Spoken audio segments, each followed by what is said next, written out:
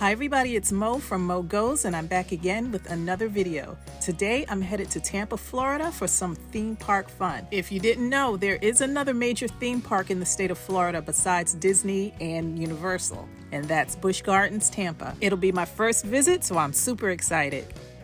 We're staying at the Hilton, downtown Tampa.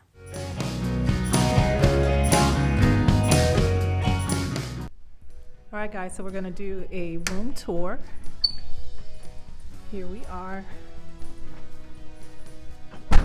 And honestly, I'm gonna consider this your basic corporate hotel. Not really many bells and whistles, but it has everything that you need. Right here in the foyer, you have a standard closet. It's a decent size. Plenty hangers. There's your safe right there. Lots of storage, little cubby spaces. Here.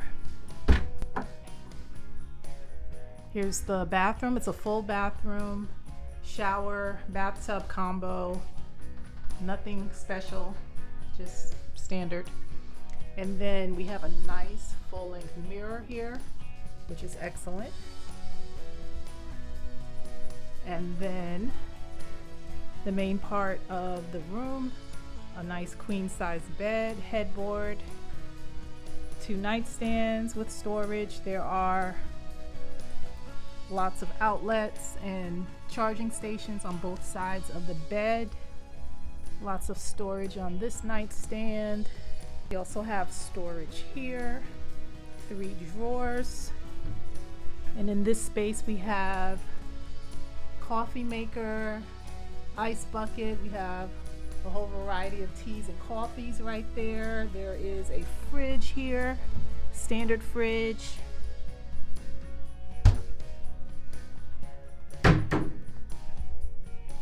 Here's a desk. I did not bring my laptop or anything, but if you had work to do, this is more than enough space to do it. You have a couple of outlets right here. And then we have a sofa. I'm not sure if this is a convertible sofa. I don't think it is. No, it's not. So you have your sofa. We have more outlets here. There's even a wall outlet there. Another nightstand. And on this side of the headboard, you have more outlets for charging. We have the view. I really don't think this is much of a view. I guess you can call it a city view, but I'm sure it's pretty at night. I'm looking forward to seeing what it looks like at night with all the buildings lit. So that's that.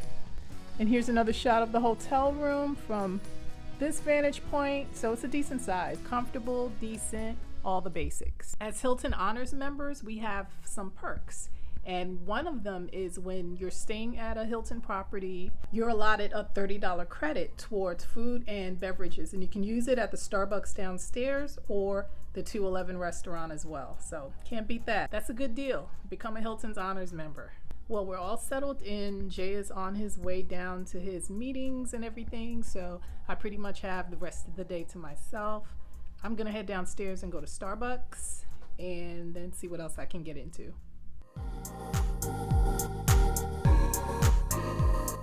It's pretty typical to have a Starbucks in the lobby of a hotel, but what impressed me about this particular one was the size. It was really big. There's a lot of floor space, there's plenty of seating, and I feel like this location is way bigger than the couple Starbucks that are near my house. And I love that you can enter from the sidewalk.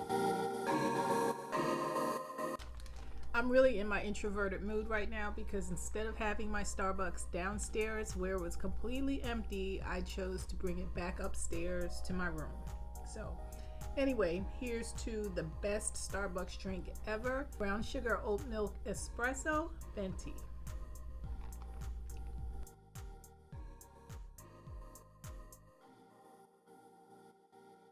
All right, I've had my Starbies. I'm ready to go explore the hotel now. I think we're gonna stop off at the 5th floor. That's where the pool is. And then I'll make my way back to the lobby and explore there as well.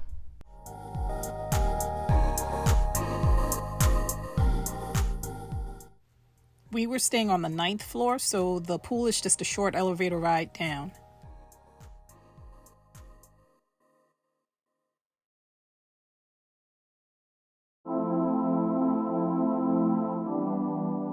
This hotel really isn't a family-oriented type hotel like a Disney or Universal property would be. So even though my expectations weren't very high, I figured it would still be a decent pool area.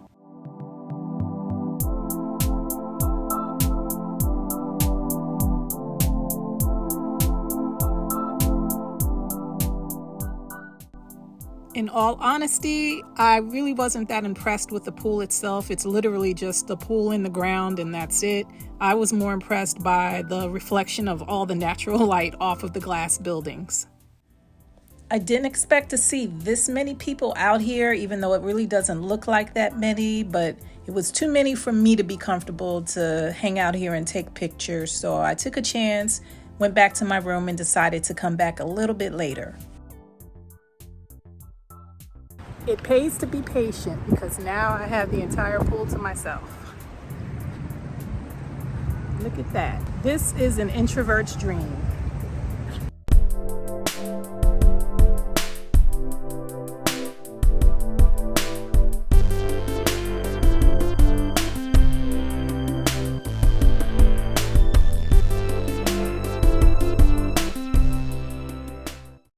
Now that I've explored the pool area, took a bunch of selfies and video, made reels and stuff, I decided to come downstairs to the lobby again and just explore this area a little bit more. And like I mentioned earlier in the video, this hotel I consider it more of a corporate hotel. It's a great hotel for hosting for conventions, things like that. It's conveniently located downtown Tampa. There's easy access to all the major expressways and the Riverwalk area. The lobby is really clean. There's plenty of seating. There are quite a few TV monitors with different stations. There's also a business center where you have computers easily accessible, printers, Wi-Fi is really good in this hotel. So, oh, and I almost forgot to mention there's a really nice gift shop.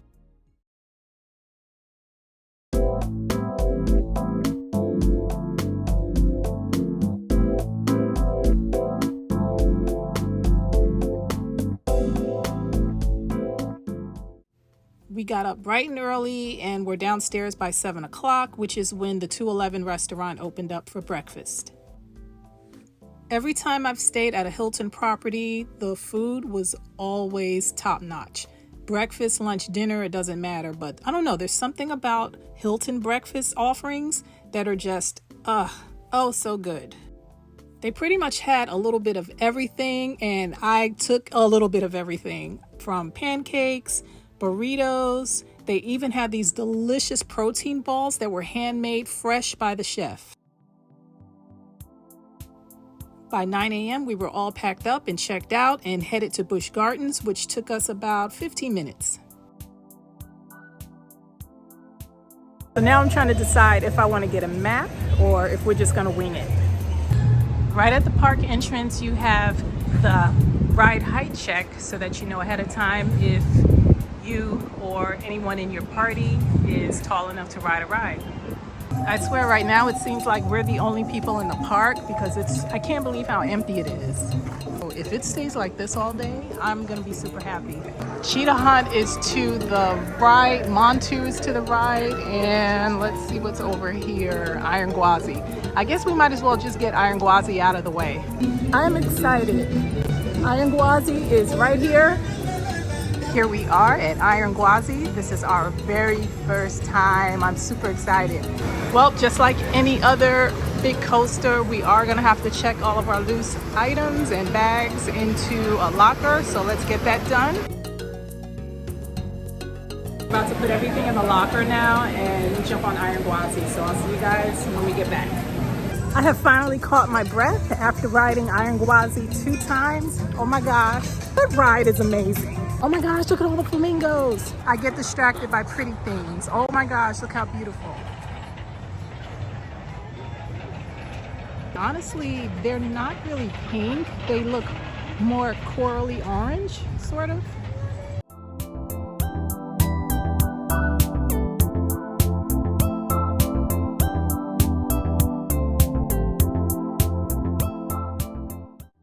So right now we're headed in the direction of Tigris, Shikra, What else is this way? The Sesame Street land. So let's keep walking. I love all the shaded areas. It kind of reminds me of walking through Animal Kingdom. Sesame Street land is really cute. I don't know if it's because we're not paying attention or the signs aren't clearly marked. We are trying to make our way to SheiKra, but it seems like we took a wrong turn and ended up in the Sesame Street land, and it's a dead end. Now we have to go back out to the beginning and find the other fork in the road and go that way. Hopefully that's the right way. Okay, yeah, so we should have taken the left fork because here are the signs for Tigris and SheiKra. And this looks like a bird sanctuary of some sort. So this area is called Lori Landing. It's an interactive bird experience. This is something that we'll probably do when we come back to visit the park another time. But just to take a quick peek inside. Oh, you can actually walk through this area and get a closer look at the birds. There are all kinds of birds in here, I see. Cool, we'll do that another time. And I believe this is SheiKra right in front of us. I still can't get over how empty this park is. I mean, we've been walking quite a bit and there are hardly any people around. We have made it to SheiKra. Let's get in the queue. I'm absolutely in shock at how empty it is right now. Ooh, we made it to Tigris. It's only a 5-minute wait. Let's jump on. Hopefully my sound quality is up to par because I'm vlogging without my mic today. So cross my fingers. I'm not going to know what it's like until I start editing. So is Busch Gardens like this all the time? I mean, there's nobody here. Listen to how quiet it is. Look at this. Nobody in front of us. Nobody in back of us. What's the deal? Empty.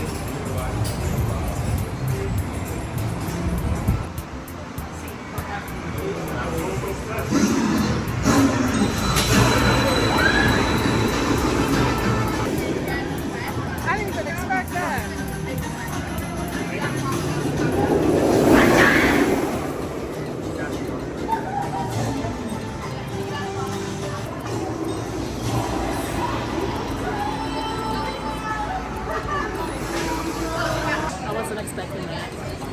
We're making our way back through one of the Howl Scream scare zones to the other side of the park so that we can jump on all the other coasters that we haven't done yet. I can't lie. If I lived in Tampa, I would be at this park every day if I could because there's nobody here. What is going on? All right, we made it to the other side of the park and we are headed towards Montu and Cheetah Hut now. Cheetah Hunt. Oh, what's this? A cheetah enclosure? Oh yeah, there he is. Oh snap, there's another one right in the middle. Unfortunately, Cheetah Hunt is down, so we'll have to keep it moving. Now we're headed to Falcon's Fury. Let's see if this can top Dr. Doom's Fearfall. Along the path to Falcon's Fury, there's this really cool fish tank aquarium. There's lots of fish and other types of sea life in this water, but it was weird because as you walk up, the fish aren't moving much, so it looks like they're suspended in a gelatinous mold or something.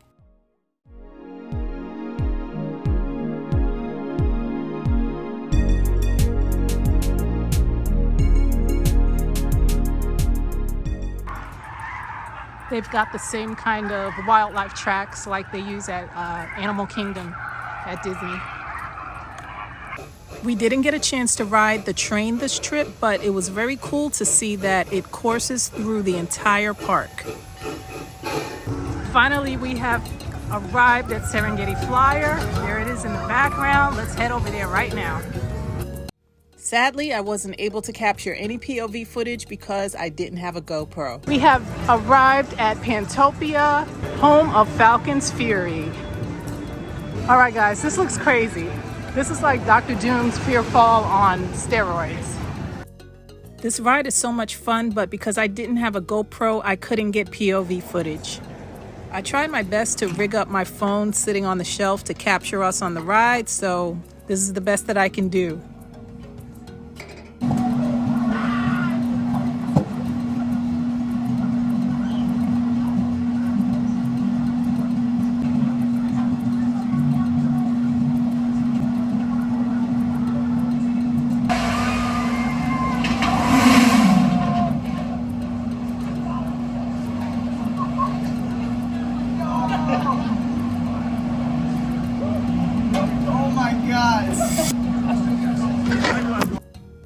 So here are the stats.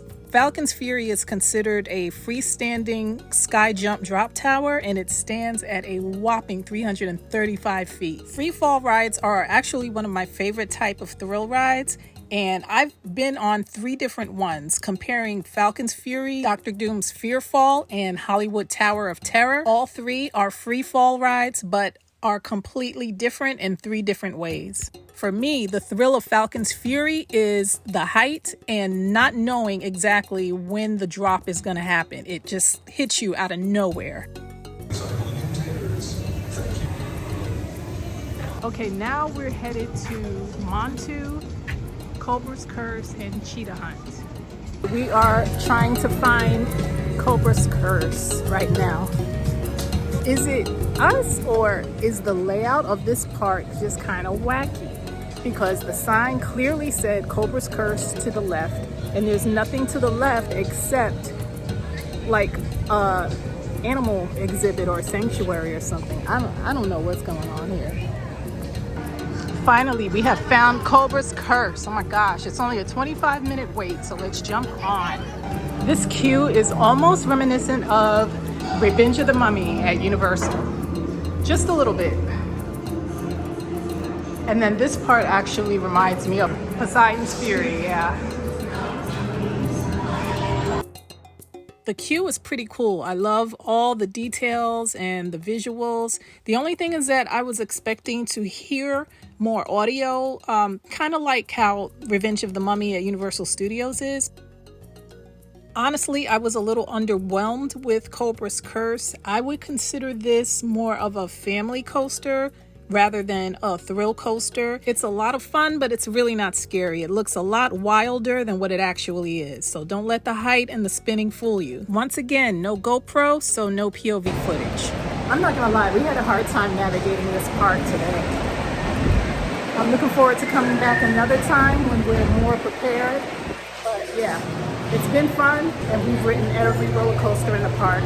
Once we ride this, we'll be done. You sure about that?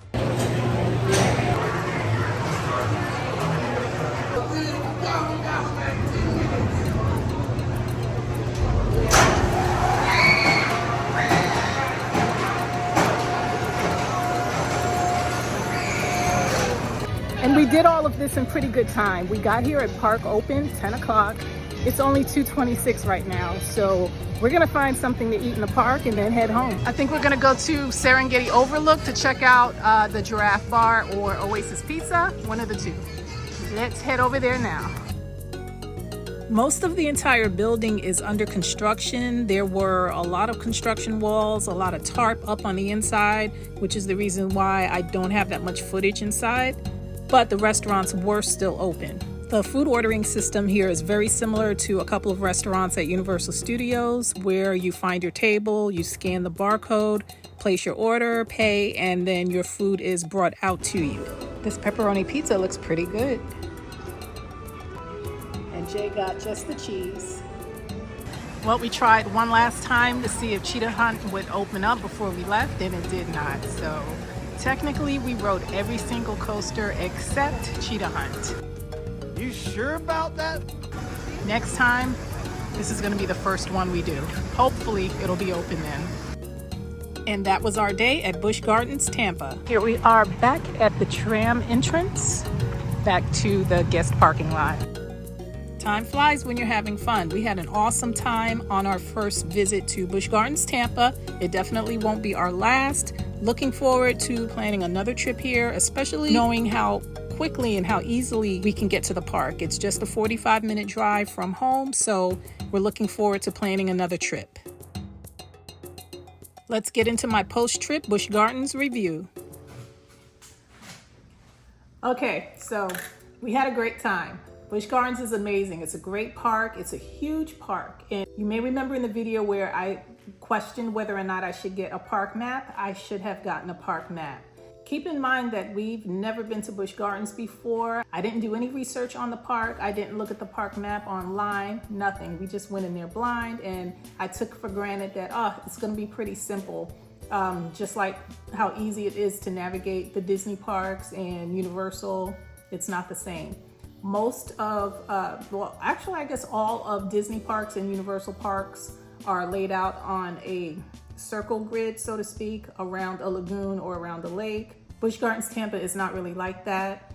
I'd say it's laid out with a lot of converging paths, and the paths are really windy.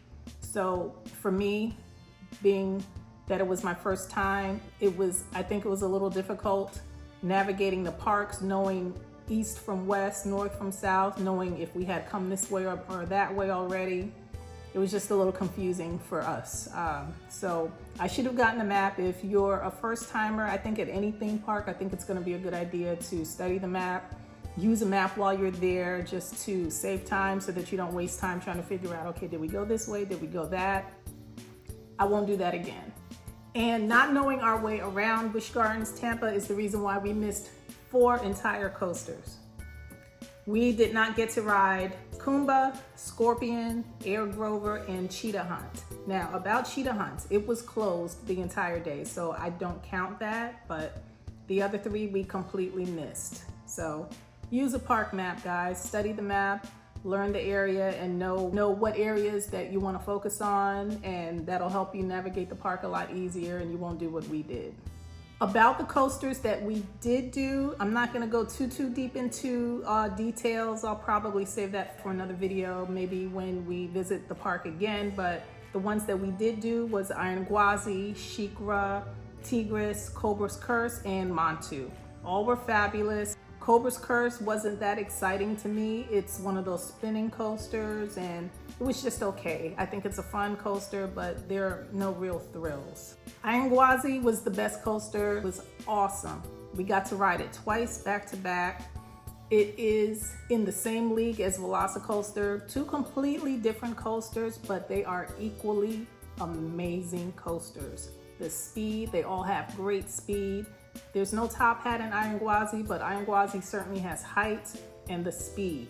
Smoothness is another major difference that I found between the 2, Velocicoaster and Iron Gwazi. I think Gwazi is much smoother. It literally feels like you're skidding on ice the entire time. There's no break. I think Velocicoaster has a couple of breaks where, you can kind of regain your composure, but Iron Gwazi just gets in it like, and it doesn't let go. It's wild. So definitely 2 of the best coasters that I've been on in a long time, Iron Gwazi and Velocicoaster. I can't pit the 2 against each other. They're equally amazing in different ways, but they're like this. Speaking of coasters, there is a 10th coaster coming to Busch Gardens in spring, I think, of 2024, and it's called Phoenix Rising. I didn't even see the construction site for that. I have no idea where that coaster is being built. I never saw it. Go figure. Study the map. Always use a map when you visit theme parks that you're not familiar with. So when it opens, I'm looking forward to checking that out. That's going to be a hard task to build a coaster that's as good, if not better, than Iron Gwazi. We'll see. Phoenix Rising. Now, there were a couple of, no, I shouldn't say a couple. There was one main negative that I found. I thought it was really odd that driving up to Busch Gardens, the area around the park wasn't as inviting as I expected it to be. I guess you can say the curb appeal. There is no curb appeal at Busch Gardens. I'm spoiled and used to the lushness and the well-manicured, landscaped areas in and around the Universal Orlando Resort. It's a beautiful property, as you all know, but I was expecting that, and it was a real letdown when we drove up onto the property. I was like, wow, this is it?